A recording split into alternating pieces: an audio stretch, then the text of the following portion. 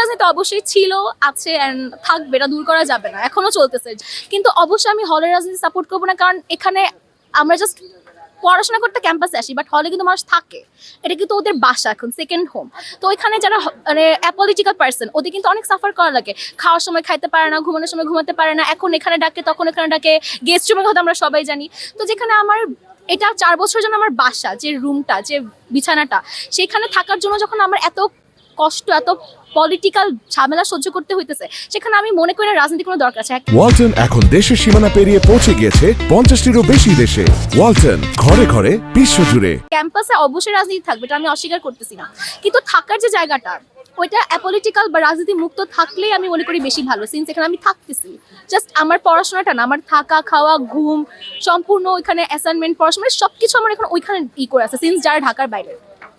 তো ক্যাম্পাসে পলিটিক্স চলুক, কিন্তু আই ডোন্ট সাপোর্ট যে হলে কোনো রকম রাজনীতি চলবে।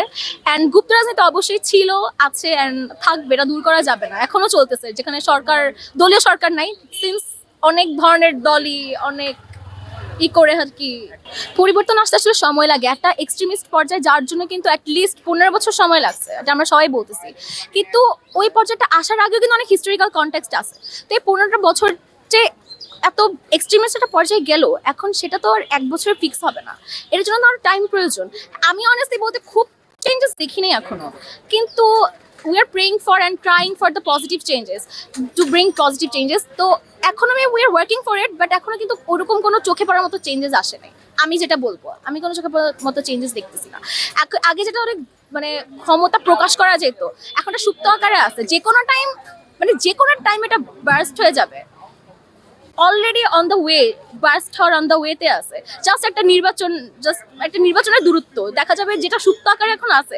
একটা নির্বাচনের পর, আমি স্পেসিফিক্যালি কিছু বলতেছি না, একটা নির্বাচনের পর দেখা যাবে যেটা এখন সুপ্ত আকারে আছে, এটা হঠাৎ করে বার্স্ট হয়ে যাবে, সেম অ্যাগেইন ওই ফেজে আমরা চলে যাবো।